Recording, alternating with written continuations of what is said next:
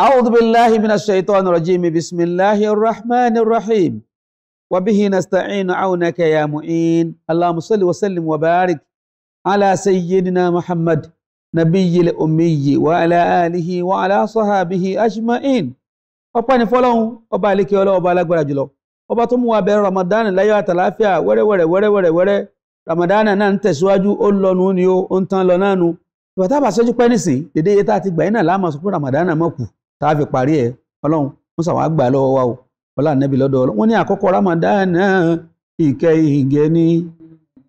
àárín Ramadan náà àforíjì ní ìgbẹ̀yìn Ramadan náà àlìjánnà ní àkọ́kọ́ Ramadan tó jẹ́ ìkẹyìngẹ òun náà ní mẹ́wàá àtàkọ́kọ́ yìí òun náà làwọn àánú ẹ̀yìn ọlọ́mọsàjà síra láyà tàlàáfíà ọlá nẹ́bí lọ́dọ̀ ọlọ́run eléyìí mo fi kẹ́yìn olùfẹ́ wa káàbọ̀ sórí ètò yẹn tó wa Ramadan Kareem ètò alálùbáríkà tí ń wáyé sójú wòran yín ní iléeṣẹ́ alálùbáríkà iléeṣẹ́ ìdùnnú tó mọ́lẹ̀ káàkiri gbogbo àgbáńlá ayé tá à ń pè ní Orísun tẹlifíṣọ̀n ọ̀rọ̀ ẹnì kọ̀ọ̀kan wa náà ní dàrú kò ní bàjẹ́ orúkọ mi ní Alhaji Abdulkadir Yusuf ọba ọwọ́ àdúrà ní gbogbo ayé ń pè mí kò dúpẹ́ lọ́dọ̀ ọlọ́run ó gbàdúrà gbogbo wa ọlá nẹ́bí lọ́dọ̀ ọlọ́run ẹ jẹ́ á dúpẹ́ lọ́wọ́ àwọn olóore tó rán ní èèyàn yínníyínní kẹ́ni lè ṣe míì ẹ jẹ́ á dúpẹ́ lọ́wọ́ gbogbo àwọn tí wọ́n dùn wá nú tí wọ́n kẹ́bùn fún wa àtàwọn tí wọ́n ń ṣèrànlọ́wọ́ fún wa lórí ètò yìí bẹ́ẹ̀ láti bàbá Professor Ahmad bin Salahuddin aláṣẹ àtòlùdarí iléeṣẹ́ Standard Insurance Consultant Limited àwọn ni wọ́n kó translated Quran yìí fún wa Quran náà fine púpọ̀ ó ní Arabic ó ní English ó tún wá ní transliteration fáwọn tó bá fẹ́ kọ́ bí wọ́n ti ń ka Lárúbáwá látèdè èbó gbogbo ẹ̀ ní bẹ́ẹ̀ náà Al-Quran yìí Ọlọ́run dákun musa bá san bàbá náà lẹ́sàn-án rí wọlá nẹ́bí lọ́dọ̀ Ọlọ́run wọlá la ilaha illallah yàtọ̀ sí wọ́n tún sọ onígbọ̀wọ́ àwọn ìrun pípé lórí ètò yìí Ọlọ́run musa bá dùn yẹn nú wọlá nẹ́bí lọ́dọ̀ Ọlọ́run kúmọ̀ Alhaja wa Balkis Emmanuel tí wọ́n ń tajà lóṣòdì aláṣẹ àtòlùdarí ilé ìtajà Btex Textiles àwọn náà fún wa ní Kampala wọ́n fún wa láǹkárá wọ́n fún wa gbogbo ẹ̀ nọ́mbà 447 Bọ́ládé Òṣòdì ni wọ́n wà Ọlọ́run musa bá dúró tì yín o Ọlọ́run jẹ́ mọ́ ta wọlá nẹ́bí lọ́dọ̀ Ọlọ́run la hawla wala quwwata illa billahi àwọn àtọkọ wọn Alhaji wa Táyé T-Top Ọlọ́run níjọ́ bàjẹ́ fún yín wọlá nẹ́bí lọ́dọ̀ Ọlọ́run wọ́n tọ́jú mi púpọ̀ nígbà tá a pàdé ní Mẹ́kà ibẹ̀ náà lọ́lọ́run ti ní àmọ́ra wọ́n á fẹ́ràn Ọlọ́run lára mi púpọ̀ Ọlọ́run musa bá ń fẹ́ràn àwọn náà wọlá nẹ́bí lọ́dọ̀ Ọlọ́run Alhaja Muinat Oyèdélé Ọlọ́run lúgọ látòṣòdì Ọlọ́run musa bá mi dúpẹ́ fẹ́yìn náà kúmọ́ Alhaja wa Ìyá Àlíyà store àwọn náà ń bẹ ní Òṣòdì ń bẹ náà ni Ọlọ́run musa bá mi gbàdúrà yín aṣọ ni gbogbo yín tà Ọlọ́run níjà yín sí òhò Alhaja wa Khadija Ṣọlá ìyá àdínní ọwọ́ àdúrà mo dúpẹ́ pọ̀ ẹ ṣeun àwọn bàbá tẹ́ni àmọ́ sàdá fún Alhaji Abdul Yakin Bishiriyu Alhaja Sharifata Agbájé Alhaja Infon àti Alhaji wa Rauf Ṣọlá Ọlọ́run musa bá kẹ́ gbogbo wọn kúmọ́ akí mọ̀mọ́ wa Alhaja wa Kudrat kọ́lé towó Ọlọ́run musa bá mi wà pẹ̀lú yín o Ọlọ́run ní fi sílẹ̀ Alhaja wa Ọ̀yáṣípẹ̀ Ọlọ́run bá dúpẹ́ fẹ́yìn náà àwọn tẹ́ni àmọ́ tọrọ fún Alhaja wa Samiat Ọ̀yáṣípẹ̀ Alhaja wa Fatima Ọlásàndé Alhaji wa owó ní kókó Ọ̀yáṣípẹ̀ Ọlọ́run musa bá foríjì gbogbo wọn Ọlọ́run bá wa kẹ́ wọn bá wa gẹ̀ wọ́n Yusra Travel and Tours Ọlọ́run musa bá mi dúpẹ́ fẹ́yìn náà o Ọlọ́run bá wà pẹ̀lú yín bàbá wa Alhaji wa Muhammad Nasir Abdulsalami Àtẹ́rẹ́ bàbá náà ti lọ Ọlọ́run musa bá wa kẹ́ wọn Ọlọ́run musa bá wa gẹ̀ wọ́n Ọlọ́run bá wa ṣe kún sí mi fún wọn gbogbo wọn tí wọ́n fi sílẹ̀ pátápátá bẹ̀rẹ̀ láti lọ Khalifa wa Sheikh Muhammad Jamiu Abdulsalam nílùú Amẹ́ríkà Ọlọ́run musa bá mi dúró tì wọ́n Ọlọ́run ní fi sílẹ̀ wọlá nàbí lọ́dọ̀ Ọlọ́run la hawla wala quwwata illa billahi al-aliyyil azim níbẹ̀ ẹ̀yẹ̀yẹ̀ wa a ta kọ́sọ́ nísì a bọ̀ sókè lọ́hùn a lọ wo eré wa ẹ̀kọ́ Ramadan àtọ́dún yìí sẹ́yìn náà rí pé ó tún gbọ́nà àrà yọ a lọ wo ẹ̀kọ́ Ramadan nísì tá a bá ń bọ̀ láti ibi ilé ẹ̀kọ́ Ramadan a wà darí sílùú Ìlọrin lọ́dọ̀ àfa wa alálùkùránì bàbá Sheikh Sahibul Quran Sheikh Muhammad Al-Awwal Ọlọ́run dákun musa bá ṣe dára fún wọn tabako níbi eré orí ìtàgé tá a lọ wò ìyẹn tá a pè ní ẹ̀kọ́ Ramadan a wà darí sílùú Ìlọrin lọ́dọ̀ bàbá wa Sahibul Quran alálùkùránì nílùú Ìlọrin bàbá Ọlọ́run bá ń gbọ́dọ̀ àyàn Ọlọ́run bá ń dúró tì yín ojú òní tì yín lágbára Ọlọ́run insha Allah ta'ala tó ọ̀yá ẹja tán kán mọ́ kóbó kalọ̀ tábà wá dé èmi àtàlejò mi àwa orí afẹ́fẹ́ ẹ̀ṣẹ̀ mẹ́kú kalẹ̀. ẹ̀kọ́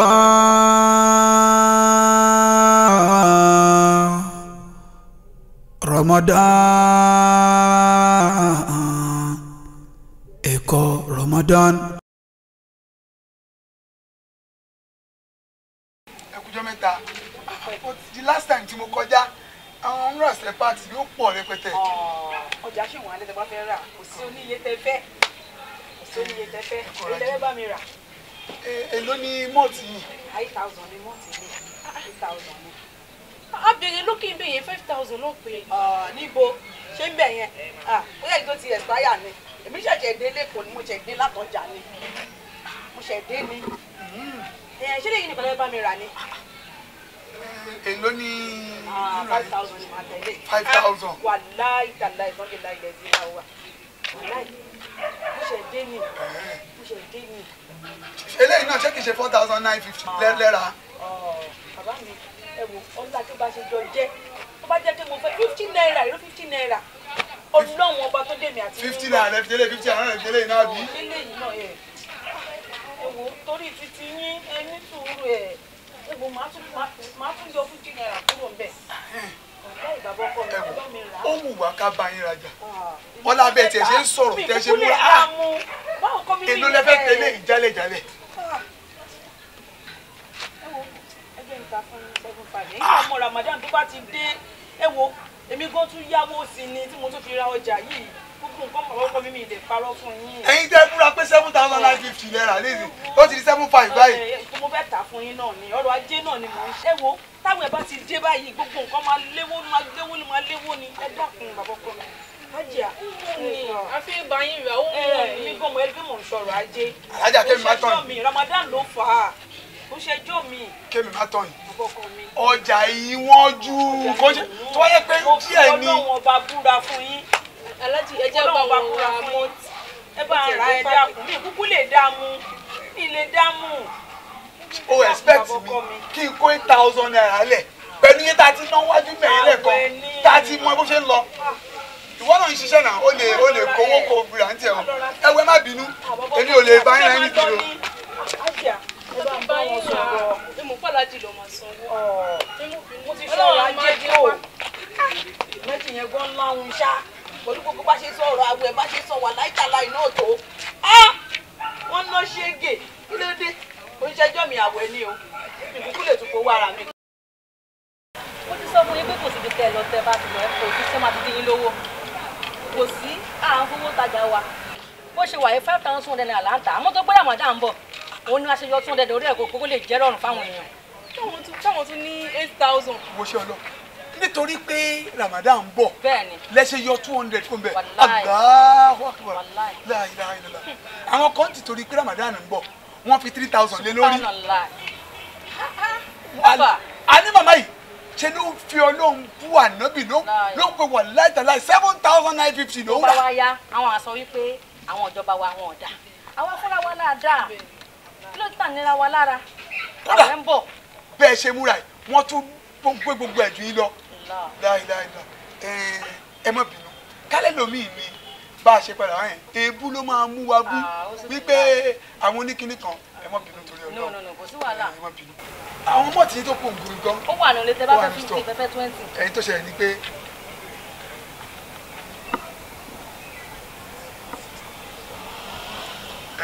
pé à ń discuss nọ́mbà iye mọ́ọ̀tì yẹn máa fún wa ní 5 parts. ẹdùn náà ṣé kàn ṣe pé ẹ fẹ́ lọ rà á kẹ́ máa lọ tún tà fáwọn èèyàn tó dáwọn míì máa ń ṣe bẹ́ẹ̀ tó ti jíwó lọ́dọ̀ mi. a máa ń pinnu àwẹ̀ ni a máa ń pin fáwọn èèyàn tó aláwẹ̀ ni a máa ní di mọ́ọ̀tì yẹn bíi páàkì 5 mineral bíi páàkì 10 gbogbo dáa ní ìdájọ́ àbẹ̀tún bíi 20 parts. ó wà ó kù ní store ó wà ní store. pẹ̀lú ògùn Ọlọ́run ní tí àwọn fún ọ̀jẹ́ pé nínú àwẹ̀ báyìí wọ́n máa ń ní kára mineral fáwọn èèyàn ká gbìn fáwọn èèyàn tí wọ́n ń gbàwẹ̀ kan fi ṣínú pàápàá jùlọ nílé ọwọ́ àdúrà àwọn ìyá bíi ìyàwó aláùsá alájà rìsíkíyà aláùsá alájà kúdà tólótówó alájà kàdíjà ṣọlá alájà kúdà julius abdulsalam ẹ wo tọ́ bá ti kówó yẹn fún wa kára rà àwa rà lọ́dọ̀ yìí ó ṣeé ṣe ká dìbò sí sọ́dọ̀ yín kẹ́ ẹ bá wa káwa kò ní. kò sí wàhálà máa bá yín rà ó ṣẹ̀ṣẹ̀ pélé náà wà láàárọ̀ ẹ̀ náà kó wa. wàhálà yẹn surprise. àtúbà yín ni ó dáadáa. ẹ dàbí ìyá yẹn burú o. ó dà sọ gangan rè fún gbogbo ẹ̀yin ọlọ́jà ẹ wo bẹ́yìn ṣe ṣe nísìn ọ̀pọ̀lọpọ̀ táwẹ̀ bá ti ń bọ̀ báyìí gbogbo ọjà wọn báyìí wọ́n wá gbówó lé lórí torí wípé wọ́n fẹ́ jèrè àjẹjù ṣé tí Ramadan bá ti ń bọ̀ owó míì máa ń dápọ̀ àwọn táwọn arajà ìwà tí ò dá ní àìmọye ìlú lágbàáyé tó jẹ́ pé tí Ramadan bá ti ń bọ̀ báyìí ṣe ni wọ́n máa lu gbogbo ọjà wọn lẹ̀ tó jẹ́ pé wọ́n máa tà á lówó tí ò pọ̀ torí pé Ramadan dé ṣùgbọ́n lọ́dọ̀ tí wá ń bí wọ́n máa gbé owó gegere lé lórí ni léyìí tí ò dáa ẹ jẹ́ àyípadà léyìí ò dáa o màmá ọlọ́run á túbọ̀ gbàdúrà yín sí. ẹ má ka nàmbá yín wá. ẹ̀kọ́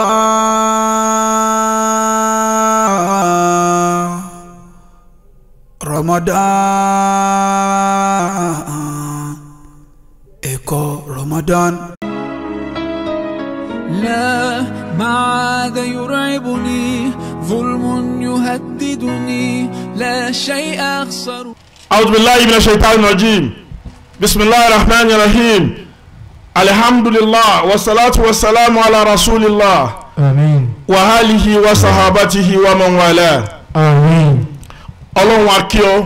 alhamdulillah ìkí Ọlọ́run Ọlọ́run kó bá Ànábì ó ṣe Ọlọ́run ní gbòòrò Madina sallallahu alayhi wa sallam àti àwọn ará ilé Ànábì àtàwọn sàábì Ànábì sallallahu alayhi wa sallam àtàwọn tí wọ́n bá Ànábì lo ìgbà títí dijọ́ ẹ̀san kí ìkẹ́nà wa sàn délẹ̀ kó bẹ̀rẹ̀ látòrí àwọn àfáà wa tí wọ́n kọ́ wa ń kéwú látòkè lókè àmín látòrí Mawlana Sheikh Alim rahimahullah tajul adab tajul mu'min rahimahullah bàbá wa àgbàlagbà jí Sheikh Kamal Sheikh Adam rahimahullah àti gbogbo àwọn àbá látòkè dókè tó dúró àfáà wa àgbàlá al-Qur'an rahimahullah bismillahir qul huwallah naam ọjọ́ òní ìta fẹ́ bára wa sọ lónìí kìí ṣe tó gùn torí ọ̀rọ̀ tí ó fọwọ́ kan nílẹ̀mí débẹ̀ la fẹ́ sọ àkọlé ọ̀rọ̀ ni yóò máa jẹ́ pàtàkì àwọn àlùfáà àkọlé ọ̀rọ̀ tó ní yóò máa jẹ́ pàtàkì àwọn àlùfáà kí ni wọ́n ń pè ní àfáà gan-an àwọn wo ni àfáà ìran mélòó ni àfáà pín sí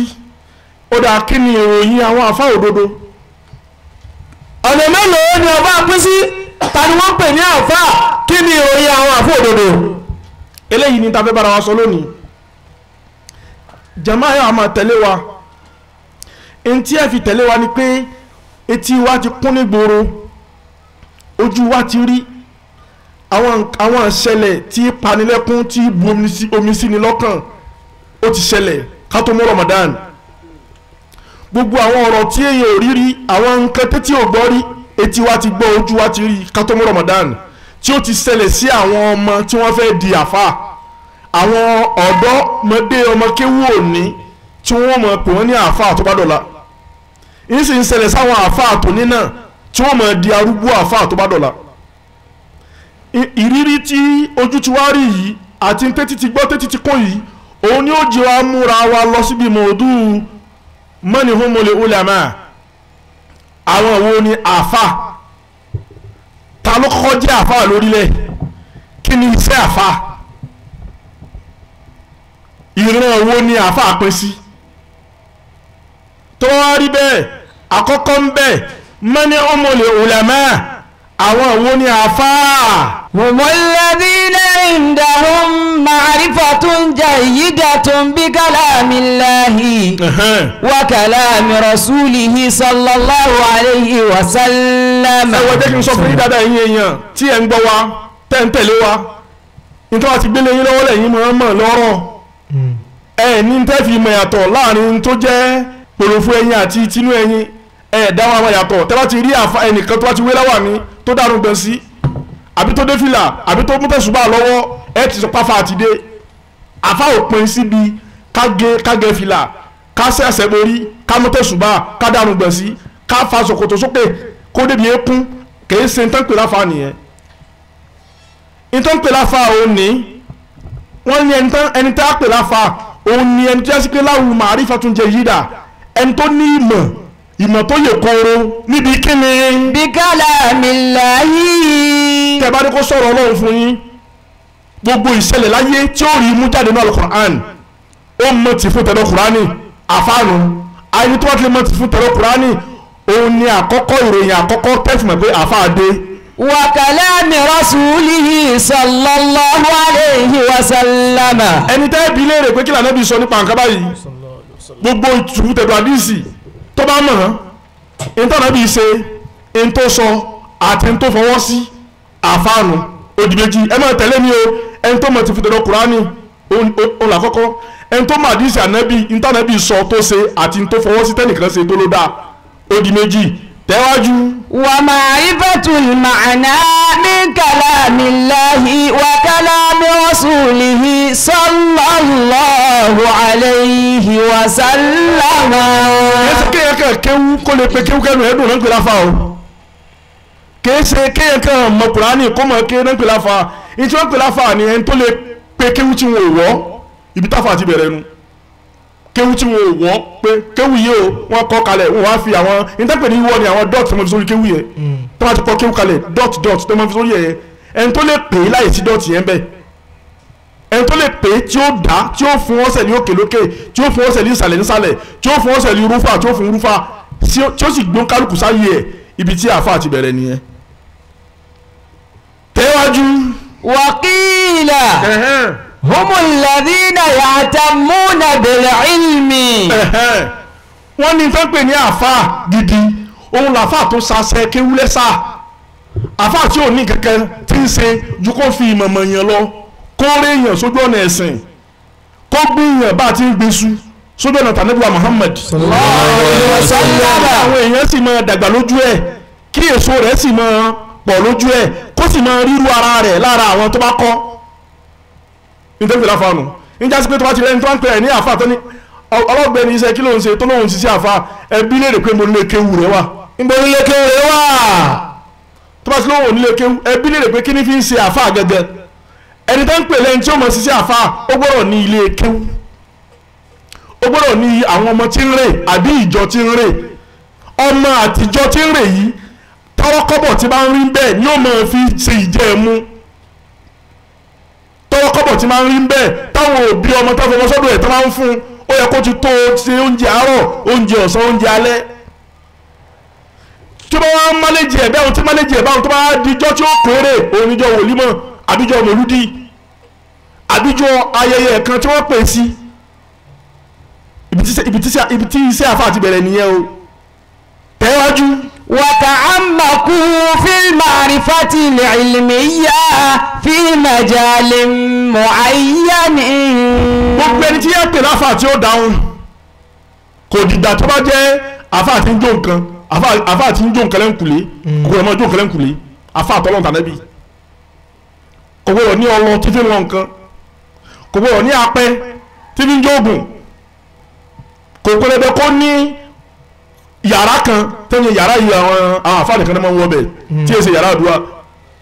àfáà gidi ó gbọ́dọ̀ lè jẹni tí ó lè yanjú ọ̀rọ̀ rẹ̀ tí ó lè yanjú ọ̀rọ̀ àwọn tó ń bẹ̀lẹ́gbẹ̀ẹ́ rẹ̀ tí ó lè bí abùkátà àwọn tó ń kó bùkátà wá látara kó ṣe báyìí sọlọ́run kó tẹ́wọ́ sọlọ́run báyìí kọ́lọ́n sì fi ti ń wálé lọ́wọ́ láfáà gidi wọ́n jẹ́ kí n máa sọ fún ọ mọ́sáyé fàálù àkọ́kọ́ àfáà lórílẹ̀ àwọn tó ń pè láfáà yìí definition rẹ̀ al-ulama tó bá dákọ̀ àfà al-ulama náà ń pè bẹ́ẹ̀ àwọn onímọ̀ torí ẹ̀rọ bí wọ́n lóun ṣiṣẹ́ àfà ní ìsìn tí wọ́n wo agbárí ẹ̀ pàṣọ́fò ni kò símọ̀ kankan bẹ́ẹ̀ ó sì lóun àfà nǹkan pè ní iṣẹ́ àfà ẹni ẹ gbọ́dọ̀ jẹ́ ẹni tó ní ìmọ̀ nípa tọ́lọ́run tàbí tí agbárí ẹ̀ kún fún ìmọ̀ ulama wọ́n ní ulama yìí jámù wa alimu ni alim plural alim singular rẹ̀ ní alim plural rẹ̀ ní ulama. Iyakumullah. naam tẹ́bá wo singular wọ́ọ̀dù singular alim yẹn onímọ̀ opposite yóò mọ̀ jẹ́ jahil aláìmọ̀ opposite alim oní jahil tó àkọ́kọ́ onímọ̀ lórílẹ̀ ibi tí mo nìyẹn àkọ́kọ́ onímọ̀ lórílẹ̀ Aristo ni àkọ́kọ́ onímọ̀ lórílẹ̀ Aristo ni. Aristo yìí ó gbé ìmọ̀ tó pọ̀ dé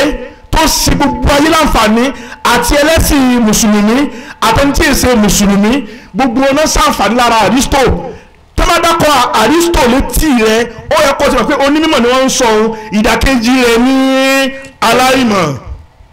àkọ́kọ́ nù. awwalu alimin islamiyyin àkọ́kọ́ àwọn onímọ̀ ní ẹ̀sìn tí wọ́n tẹ̀lé àwọn sàábé àwọn mẹ́rin ni wọ́n Ahmadu bin Ambal ọ̀nà àkọ́kọ́ Imam Malik oníkejì Imam Shafi oníkẹta Abu Hanifa oníkẹrin àwọn mẹ́rin yìí ni àkọ́kọ́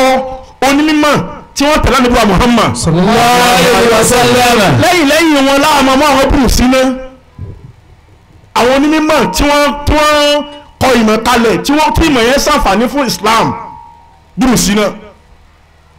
náà tẹ́bá dákọ̀ gbọ́ àwọn tá a wí ìta kàrátọ̀ kíkanlẹ̀ yìí àti mọ onímọ̀ fún gbogbogbò àìsí mọ onímọ̀ fún Islam nìkan gbogbo àwọn tá a wí kò sí agérí gédì kò sí àfáà tí ń jórí èèyàn ń bẹ gbogbo àwọn mẹ́rin tá a kàkálẹ̀ yìí kò sí agérigédì kò sáfà tí ń jóyè bẹ́ẹ̀. ẹ káàbọ̀ padà sórí ètò yìí tó wa Ramadan Kareem mo rò pé gbogbo wa àti táwọn àfáà wa láti Ìlọrin tí wọ́n ṣe fún wa gbogbo ẹ̀ náà lágbọ́ eré orí ìtàgé tá a wò náà arẹ́kọ̀ọ́ kan àbí méjì àríkọ́ ń bẹ̀ ọlọ́jọ́ sì wá láǹfààní gbogbo ẹ̀ olólùfẹ́ wa tẹ́ ń wò wá ń lé a ní ìdìkún lọ́wọ́ yín lérí ọ̀rọ̀ eré orí ìtàgé náà tá à ń ṣe ọlọ́run mọ́sàárín ní kọ̀ọ̀kan wa náà lọ́wọ́ ọlọ́run ó dúró tẹ̀ ní kọ̀ọ̀kan wa náà o ọlọ́run ò ní fi wá sílẹ̀ ọlá nàbí lọ́dọ̀ ọlọ́run. àlejò mi ti wá wà nù ilé ń bí pẹ̀lú mi tára àlejò mi lónìí ǹjẹ́ ti mọ̀ ẹ mọ̀ bẹ́ẹ̀ ni àlejò tí mo gbé wá lánàá àwọn náà mo tún gbé wá lónìí àwọn náà ni àfa wa Sheikh Muhammad Yakub Muhammad Yusuf baba ẹ bá ń sálámà sáwọn ará rí. Assalamu alaikum wa rahmatullahi wa barakatuh.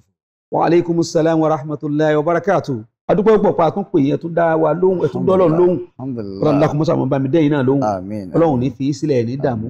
la ilaha illallah. Bàbá ọ̀rọ̀ tí a fẹ́ yanjú lè ní a lè pè ní sùúrù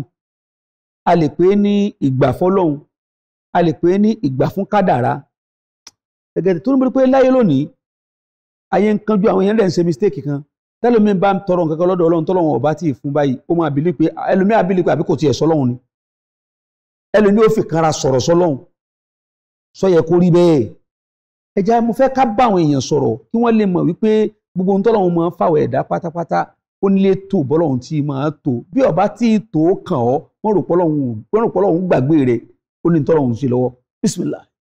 A'udhu billahi minash shaitanir rajim. Bismillahir rahmanir rahim. Alhamdulillahi alladhi khalaqa as-samawati wal ard wa ja'ala adh-dhulumati wan nura thumma alladhina kafaru bi rabbihim ya'dilun.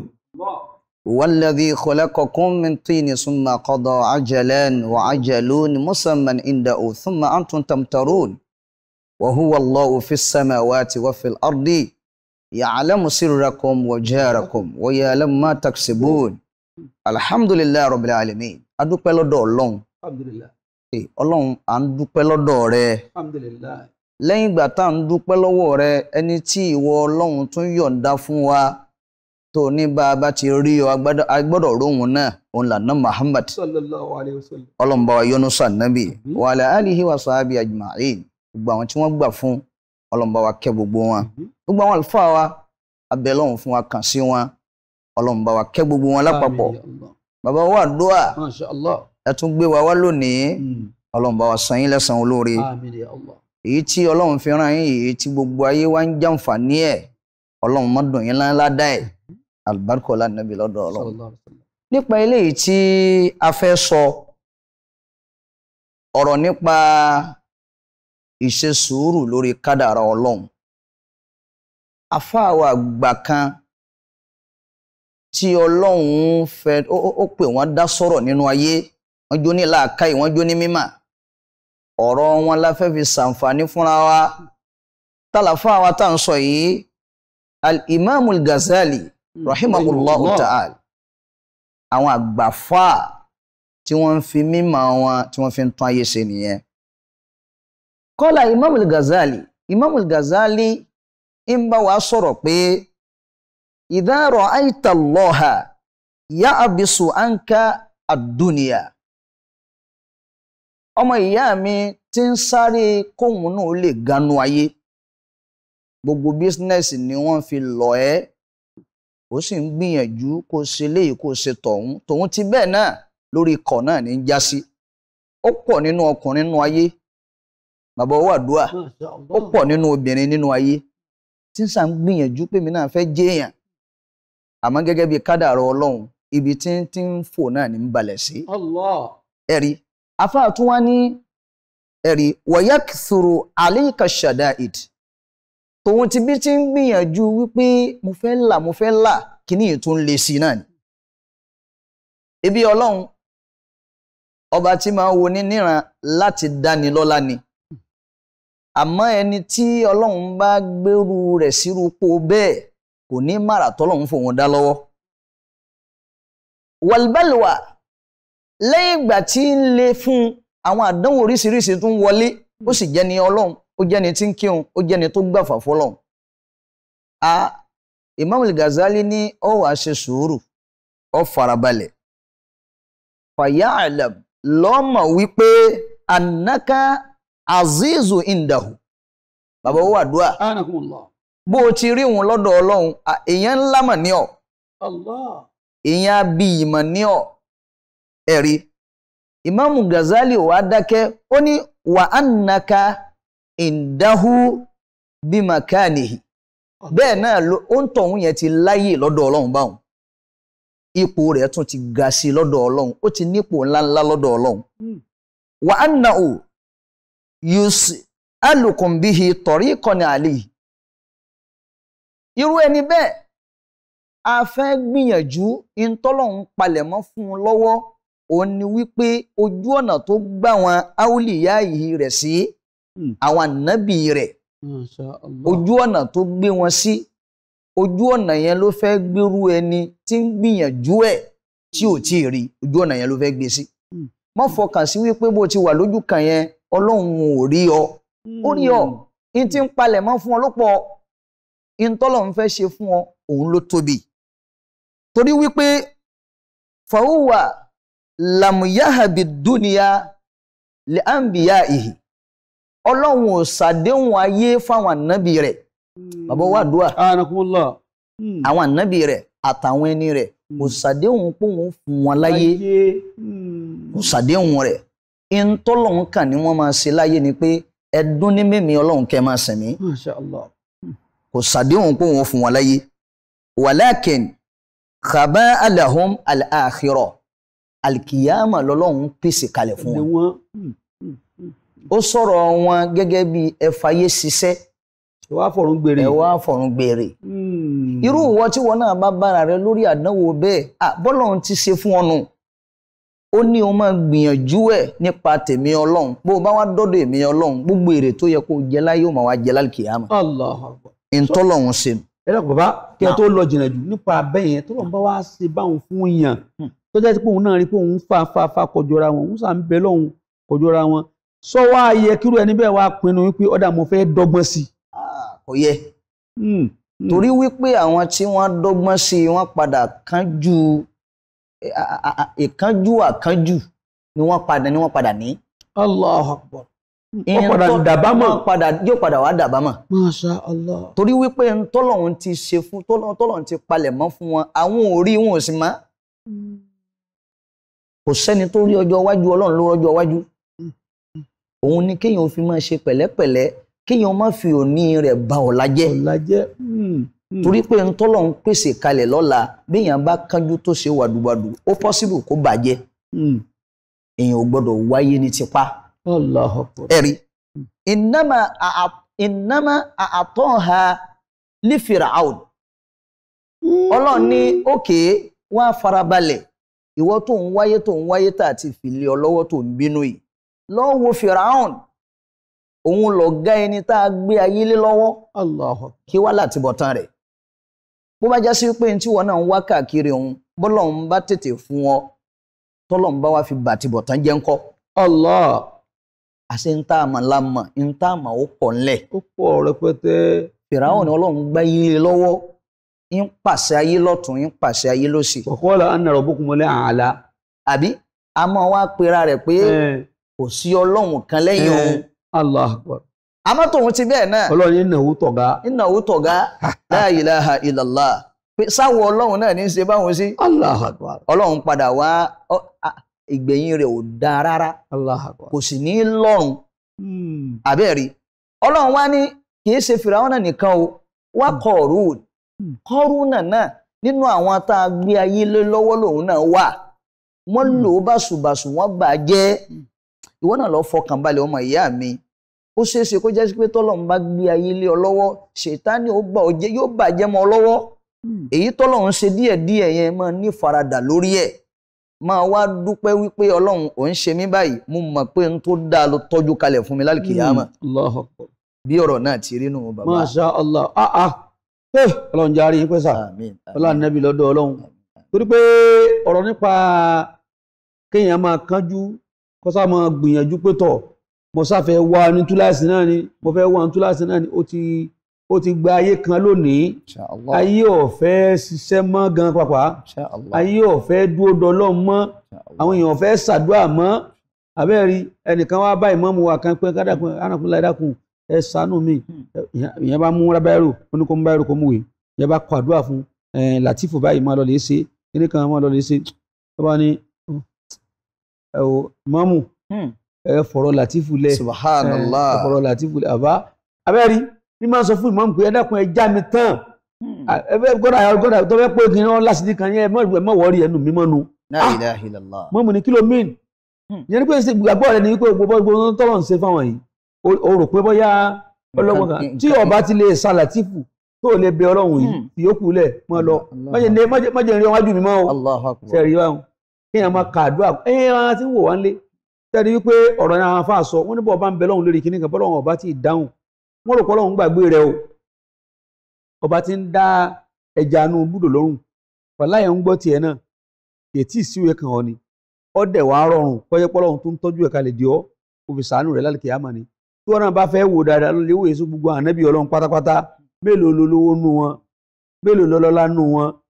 ànábì Ìsá tí gbogbo wa ń jẹ̀ràn rẹ̀ lénìí tá à ń pè ní Jésù gbogbo ala fẹ́ dàbí Jésù gbogbo ala fẹ́ rí bí Jésù owó mélòó ló ní ilé mélòó ló kọ́ ànábì wa Muhammad sallallahu alaihi wa sallam tí gbogbo wa ń jẹ̀ràn rẹ̀ lónìí ànábì Muhammad akẹ́yìndé gbẹ̀gbọ́n tí gbogbo wa ń pariwo rẹ̀ lónìí ilé mélòó là nẹ́bì kọ́ ilé mélòó là nẹ́bì ní kí lógún tó fi ilẹ̀ sógun kan tó wọ́n fi ilẹ̀ ìsìláàmù náà ni ní tó wọ́n fi ilẹ̀ náà lọ́lọ́run tẹ̀rí bẹ́ẹ̀ tó bá wá rí bẹ́ẹ̀ gbogbo tó wọ́n náà bá bára rẹ̀ táwọn afáàn sọ fún wa nù pé ká dúpẹ́ lọ́dọ̀ ọlọ́run ká sì máa ní sùúrù àwọn àlọ́sọ̀fẹ́ lọ́run nísìnyí àwọn afáwà sí wà ń kalẹ̀ wọn àti ìlọ ó pọ̀ ọ̀rọ̀ méjì mẹ́ta tí mi àtàfọ́ ọjọ́ sọ kó tó di pé wọ́n máa dàgbé lórí ètò tòní ẹ̀sùn ẹ̀kú kalẹ̀ ẹ káàbọ̀ padà sórí ètò yín ètò wa Ramadan Kareem kúrò pé ń gbádùn gbogbo àlàyé táwọn afáà wa ń ṣe fún yín afáwa Sheikh Muhammad Yaqub Muhammad Yusuf pẹ̀lú gbogbo nǹkan tí wọ́n ń bá wa sọ nípa ọ̀rọ̀ ká máa ní sùúrù bá bá bẹ lọ́hùn tọ́lọ́wọ́n ọba tí ì ṣe nǹkan tá à ń béèrè fún lọ́wọ́ rẹ̀ ká má torí ẹ̀ sọ pé àsìn lọ́hùn mọ́ ká má torí ẹ̀ bínú sọ́lọ́hùn torí pé gbogbo nǹkan pẹ̀lú ètò ọlọ́hun ni gbogbo nǹkan láyé lọ́dọ̀ ọlọ́hun pẹ̀lú ètò ni gbogbo ànábì ọlọ́hun tá à ń fọlá àwọn tọrọ lónìí mélòó ló ní nǹkan táwọn à ń bíjà fún ká ní lónìí mélòó ló lówó nù wọn mélòó ló kọ́lé nù wọn mélòó ló ní gbogbo nǹkan táwa ń torí ẹ̀ sunkún lónìí ṣé àwa sọ pé bọ́lú bí wọ́n ti ní ìyẹn ṣé wọ́n yẹ ṣe ní ọlọ́run ni sọ́lọ́run torí ẹ̀ bínú sí wọn anabi Isa alayhi salatu wasalam tí jẹ́ Jésù ilé mélòó ló kọ́ mọ́tò mélòó ló ní anabi wa Muhammad sallallahu alayhi wa sallam mọ́tò mélòó ló ní ilé ìṣòwò wà là ń lọ Mọ́kà níbo ni ilé rẹ̀ tí wọ́n sọ pé ilé tí anabi jogún ni ṣé ẹ rírí ilé tó kọ́ ńgbà tí ń bẹ láyé ni ẹ rírí láti ọjọ́ tí ń ṣe síyára fún wa mọ́sálásí ni wọ́n fi hàn wá kò sí ẹni tó ń sọ pé ilé tàn nẹ́bì kọ́ ni ìdá ń tọ́bọ̀ wá rí bẹ́ẹ̀ sí yẹn wá ní kí wọ́n kú ònú ẹni ọlọ́run àbí yẹn ní kọ́ lọ́run mọ́ fẹ́ràn wọn mọ́ kí wọ́n náà bá wá ń bẹ lọ́run lórí kinní kan tí ọba tí ì fún ọ mọ́ rò pọ́ lọ́run ò fẹ́ràn rẹ bàbá ọlọ́run sàjà rìn yín pé ọlá nẹ́bì lọ́dọ̀ ọlọ́run bọ́rọ̀ bá wá ń ṣẹlẹ̀ báyìí ẹ dákun kí ní ọ̀nà àbáyọ fún yàn kí ni kéèyàn tó múra sí tọ́lọ́run tó fi sàánú rẹ̀ sí jù báyìí lọ. Alhamdulillahi Rabbil Alamin èyí tí ó máa jẹ́ ọ̀nà àbáyọ tí gbogbo àwa tí a jẹ́ ẹ̀dá ọlọ́run tá a fi ní ìfọkànbalẹ̀ àti ìfàyàbalẹ̀ dáadáa. Àfààní kún ala yakin bí adhi thalathin lọ́ má mà dájú nǹkan mẹ́ta yìí tó o bá ti mọ̀ sísáré rẹ̀ ó mọ níwọ̀n tó o bá ti mọ̀ ìṣe sùúrù fọlọ́run yóò jẹ́ ìrọ̀rùn fún ọ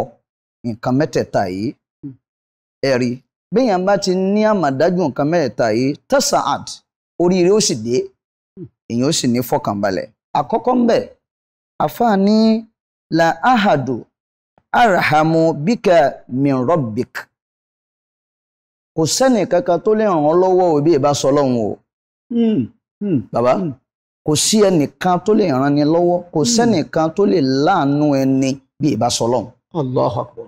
Ọlọ́run ló lè láàánú èèyàn ní téèyàn léèyàn ń wá káàkiri bí àánú Ọlọ́run ò bá kún èèyàn ò lè rí àánú Ọlọ́run ló mọ̀ pé Ọlọ́run náà ló lè ṣàánú rẹ̀ fún ẹ kò sẹ́ni kankan tó lè ṣàánú àkọ́kọ́ nù lọ́lọ́run fi pera rẹ̀ pé wàhúwá arhamur rahimin èmi Ọlọ́run lọ́ba tí ń kẹ́ gbogbo ayé ọ̀dọ̀ mi nìkẹ́ wà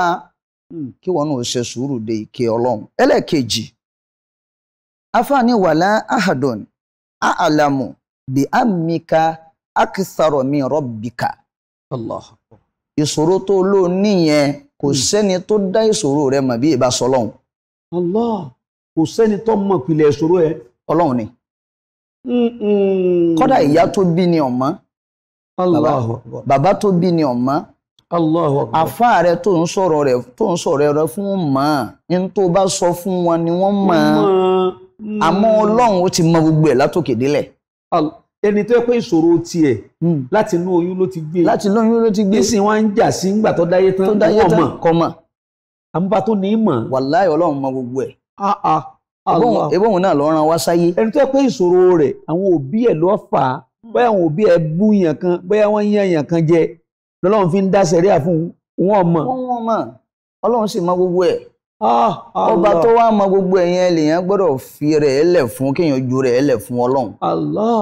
kó máa wá ṣàdúrà kó máa kún fún ìbẹ̀ Ọlọ́run ẹlẹ́kẹta wàlá ahadun yakidiru ala rọ́fọ́in dúrin anka illa rabbik gbogbo ìṣòro tá a wá la wá tà ń sọ látàárọ̀ yìí kò sẹ́nìkan tó lè mú kó fún ni bí ìbá sọlọ́run. Ọlọ́run nìkan ọba tó mọ̀ pilẹ̀ ló mọ̀ solution ẹ̀. òun náà ló mọ̀ solution ẹ̀. òun náà látún wá gbọ́dọ̀ dì mọ́ lórí ẹ̀. òun náà la gbọ́dọ̀ so mọ́ lẹ́sẹ̀. òun náà ló mọ̀ gbogbo ẹ̀ òun náà ló sì lè mú kúò. a gbọ́dọ̀ ságídí. bí yàn bá ságídí yóò tẹ̀. Allahu Akbar. ẹni bá ságídí yóò bára rẹ̀ níbi tí ò fẹ́. èèyàn gbọ́dọ̀ bọ́lọ̀ ságídí kí ẹ̀ máa bọ́lọ̀ du stiarin ó filẹ̀ fọlọ́run ni ó wà kún fún bẹ́ẹ̀ lọ́hùn ó wà dúró ti Ọlọ́run náà ó sì máa ṣàdúrà dáadáa.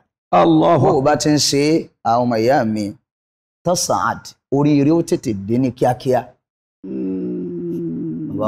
Masha Allah pé tí yàn bá ti ń ṣe tí ń bẹ lọ́hùn. tí ń bẹ lọ́hùn nígbà tó ti mọ gbogbo mẹ́tẹ̀ẹ̀ta yìí Ọlọ́run náà ló mọ gbogbo ẹ̀. Ọlọ́run ló mọ̀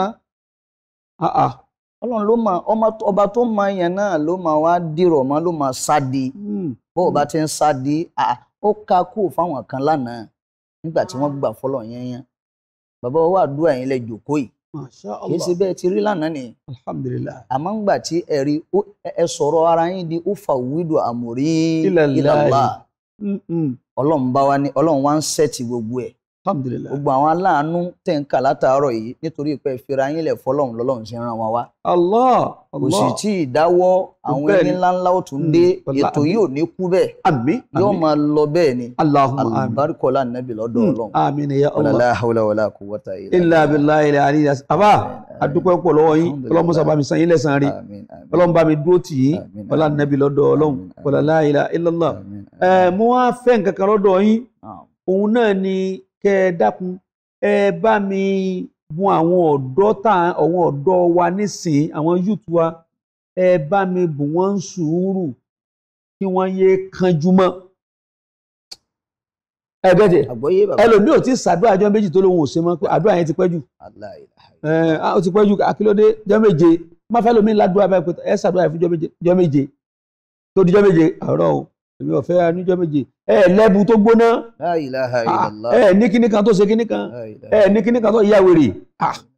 kíní jẹ́ tó yá wèrè ọlọ́mọdé aṣàgbákò ẹ dákun bàbá ẹ bá ń bùn wọ́n ń sùúrù àwọn ọ̀dọ́ wa yìí ń kánjú.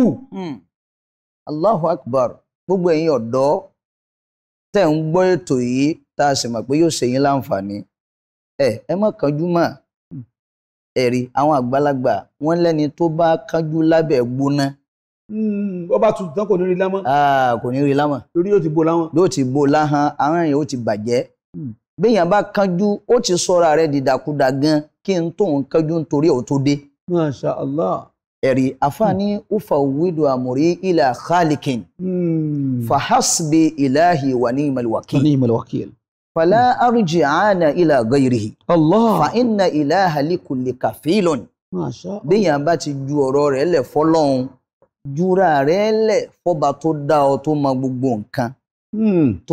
tó mọ pìlẹ̀ rẹ̀ gẹ́gẹ́ bá a ti ń sọ bọ̀ látàárọ̀ àǹfààní ju rẹ̀ lẹ̀ fọ́lọ́run yé kánjú mọ́ ìkánjú yóò da ẹjá wo àwọn tàná wọn ò ṣe báyìí ni wọ́n fi ṣẹ́kù ló kọ ni wọ́n fi ṣẹ́kù níṣẹ́ ni wọ́n fi ṣẹ́kù níṣẹ́ dòní. ìkánjú tí wọ́n ń kánjú yẹn ó ṣeé ṣe kó yẹ pé ń tó ń kánjú nítorí ẹ̀ kó má rí bọ̀rọ̀ bọ́ọ̀ bá ti wá rí o ti fi bọ̀lá rẹ jẹ́ àlọ́lọ́hun lèèyàn máa gbára lọ́lọ́hun ẹ súnmọ́ lọ́hun ẹ kúrò níbi tẹ́ ẹ wà hun ẹ bọ́ sọ́dọ̀ ọlọ́hun. n tí ń bẹ láníyàn rẹ tó rò pé o fẹ́ ṣe ohun tí ò dáa kí lọ́lọ́hun ń sọ fún wa wípé gbogbo ohun tóun pa wá láṣẹ ká má débẹ̀ ká má débẹ̀ kí ni ìtumọ̀ ẹ̀ kí ló rò pé ìtumọ̀ ẹ̀ ṣebí nítorí kó má pa wá lára ni nítorí ara wa ni ntọ́lọ̀ ní a máa ṣe bá a bá ṣe kò ní kọ́lọ́hun má jọ ọlọ́hun mọ́ àmọ́ nítorí ara wa kó má dá méjì kó má ba nǹkan jẹ́ lára wa lọ́lọ́hun ṣe ní nǹkan báyìí ẹ má débẹ̀ o eléyìí ẹ má débẹ̀ o lónìí nísìnyí gbogbo ntọ́lọ̀ ní a má dé ibẹ̀ làwọn ọ̀dọ́ wa ń sáré lọ ibẹ̀ ni wọ́n ń sáré lọ ìjẹkújẹ ẹ wá wó gbẹ̀yìn rẹ̀ ṣé gbẹ̀yìn rẹ̀ wá dá báyìí ìgbẹ̀yìn rẹ̀ ò dáa ẹ dákun ìjà ṣe sùúrù fọ́lọ́run ká sì gbà fọ́lọ́run lórí gbogbo ntọ́lọ́run bá gbé wá. afáwa ni wọ́n ti bá wa sọ̀rọ̀ yìí afáwa Yakub Yusuf àwọn ni wọ́n ti bá wa sọ̀rọ̀ wípé ká ní sùúrù ká sì gbà fọ́lọ́run gbogbo ntọ́lọ́run bá mi bá gbé wá ká ní sùúrù pẹ̀lú ọlọ́run lórí ẹ̀ ọlọ́run mọ́sà ṣe dáadáa fẹ́ni kọ̀ọ̀kan wa ọlá nàbí lọ́dọ̀ ọlọ́run la ilaha illallah. ẹ rí èèyàn wa ní àná mo béèrè ìbéèrè àwọn èèyàn ó kálukú text message sí mi àmọ́ yìí ní ti sọ ánsà yẹn nísìn ìdẹ̀ ní ti announce àwọn tí wọ́n gba ẹ̀bùn wa tí wọ́n gba béèrè wa dáadáa yìí ní ti announce màá tún wá béèrè mi lónìí pẹ̀lú ògùn ọlọ́run inshallah tàná mo ti píkì àwọn tí mo fẹ́ píkì o èèyàn kan náà mo fẹ́ mú kí béèrè tí ánsà àwọn kọ́kọ́ wọlé àmọ́ ìbéèrè tòní náà tún rèé fáfàánà yìí tí ẹ bá mísì ẹ̀ lánàá ẹ̀yà gbọ́ tòní yìí ìbéèrè àkọ́kọ́ rèé man huwa sahabiyyul jalilul mulaqab bi dhi nur ìkan bẹ́ẹ̀ nú àwọn sàábì ànábì tí wọ́n ń pè ní dhi nur lórúkọ sàábì náà ta ni sàábì ọ̀hún tí wọ́n ń pè ní dhi nur ẹ má jẹ́ ó dàrú mẹ́rin lójú ẹjẹ́ ìyẹnjú ẹ̀ o dhi nurayn yàtọ̀ o ẹlẹ́bí tó mọ̀ rò pé dhi nurayn ni dhi nurayn ìkan bẹ́ẹ̀ bẹ́ẹ̀ ànábì pè sàábì kan ní dhi nurayn ànábì pè kan ní dhi nur ẹ̀rọ bá súnmọ́ àdìsí dáadáa yóò ti máa ti ń sọ. ìbéèrè kejì kamarrat wúrídà zikiru Adam fil Qur'an al-Karim mélòó lọ́wọ́ bá mi dákọ̀ Adam nínú al-Qur'an ìgbà mélòó lọ́wọ́ bá rìpíìtì Adam nínú al-Qur'an ẹ̀ kàn sọ yìí ìgbà tọ́lọ̀ ń dákọ̀ ẹ̀. ìbéèrè lẹ́kẹta man huwa an-nabiyyul mulaqab bis-siddiq ẹnìkan bẹ́ẹ̀ náà ànábì ọlọ́run tí wọ́n máa pè ní as-siddiq tala ànábì ọlọ́run náà tala ànábì wọn ni wọ́n máa pè ní siddiq tó yẹ pé orúkọ tó wọ́n fi ń dà pé òun ní jẹ́ siddiq. àwọn ìbéèrè mẹ́tẹ̀ẹ̀ta yìí ẹ bá ń dáhùn rẹ̀ ẹ fi ánsà rẹ̀ ẹ fi ránṣẹ́ sórí tẹlifóònù nọ́mbà yìí 07032602603 07032602603 òun náà ní nọ́mbà tí ẹ bá mi dáhùn sí tẹ́ ẹ bá ti dáhùn rẹ̀ pẹ̀lú ògùn ọlọ́run ṣáà ẹ má gbàgbé tọ́lọ́run kan wọ́n ṣe mistake yẹn bí wọ́n bá ti ṣe mistake yẹn kò lẹ́bùn lọ́dọ̀ mi o ẹ má gbàgbé àti kọrúkọ yín o kì í sọdún yìí láti ń ṣe program yìí o àti ṣe bẹ́ẹ̀ tipẹ́ o kọrúkọ ìlú tó ti send message kọ síbẹ̀ orúkọ rẹ ìlú tó ti send message jẹ́ kó wà ń bẹ̀ kò sí tán méjèèjì yẹn ni ó fún ọ ní garanti pé tó a lè pè é tó o bá ti gbà á máa pè é fúnra wa ni tó o bá sí lẹ́kọ̀ọ́ á nìkan ọ̀ràn yẹn wá wọ́n á gbọ́ ẹ̀bùn rẹ bó ṣe rí nìyẹn o wọ́n tó bá wà lẹ́kọ̀ọ́ á pè é kó wá gbà nǹkan yẹn fúnra ẹ lójú táyé ọlọ́run wọn gbàdúrà ẹnì kọ̀ọ̀kan wa ọlá nẹ́bí lọ́dọ̀ ọlọ́run ká tó máa lọ ẹjẹ́ adúpẹ́ fáwọn olóore wa àwọn bàbá wa Professor Ahmad bin Salahuddin adúpẹ́ pọ̀ lọ́wọ́ yín o aláṣẹ àti olùdarí iléeṣẹ́ Standard Insurance Consultant Limited ọlọ́run níjọ́ bàjẹ́ fún yín bàbá ọlá nẹ́bí lọ́dọ̀ ọlọ́run bá dó tì í alájà Balkisu Emmanuel aláṣẹ àti olùdarí ilé ìtajà Btex Textiles tó wà ní 447 Bọ́ládé Òṣòdì adúpẹ́ pọ̀ lọ́wọ́ yín alájà Muinat Oyèdélé ọlọ́run lúgọ Òṣòdì làwọn náà wà ní Bọ́ládé náà ní ọlọ́run sàbàmì dó tì í alájà wa ìyá àlíà store 457 Agége Motor Road Bọ́ládé Òṣòdì náà ni kọ́lọ́mọ́ sábà mi wà pẹ̀lú yín ọlọ́run ní fi í sílẹ̀ ìyá wa alájà Khadija Ṣọlá ìyá àdínní ọwọ́ àdúrà lamẹ́ríkà ọlọ́run bá wà pẹ̀lú yín o ọlọ́run ní fi í sílẹ̀ wọ́n ní àwọn sàdá fún bàbá tó bí àwọn alájà Yakin Bishiriyu alájà Sharifata Agbájé alájà alhaja wa Infon àti alhaji wa Rauf Ṣọlá ọlọ́run mọ́sà bá wa kẹ́ wọn ọlọ́run bá wa gẹ̀ wọn ọlọ́run kó sekú nísìmí fún wọn ìyá wa alhaja Qudratullahi Kọ́lé Towó adúpẹ́ pọ̀ lọ́wọ́ yín mọ̀mọ́ ọlọ́run mọ́sà bá dúpẹ́ fún yín o bàbá wa alhaja Ọ̀yáṣípẹ̀ ọlọ́run bá wa pẹ̀lú yín ọlọ́run bá dúpẹ́ fún yín ọlọ́run nẹ́bí lọ́dọ̀ ọlọ́run pẹ̀lú ọ̀bọ̀ ọlọ́run ṣe àlá ọlọ́la ilẹ̀ tó máa bá mi pàdé lórí ètò yìí kan náà fún àǹfààní ẹ̀yin tẹ́ bá fẹ́ gbé ìpolówó wá fún wa abẹ́yìn náà fẹ́ ká báyìí náà ogun tẹ́ bá ṣe sáfẹ́fẹ́ káyé lè máa tẹ̀ ń ṣe ẹ pè mí sọ̀rọ̀ ìbánisọ̀rọ̀ yìí 080-230-55086 080-230-55086 inshallah ọlọ́la láti máa pàdé lórí ètò tá a pè ní Ramadan Kareem ma'as salam wa ila al-liqa.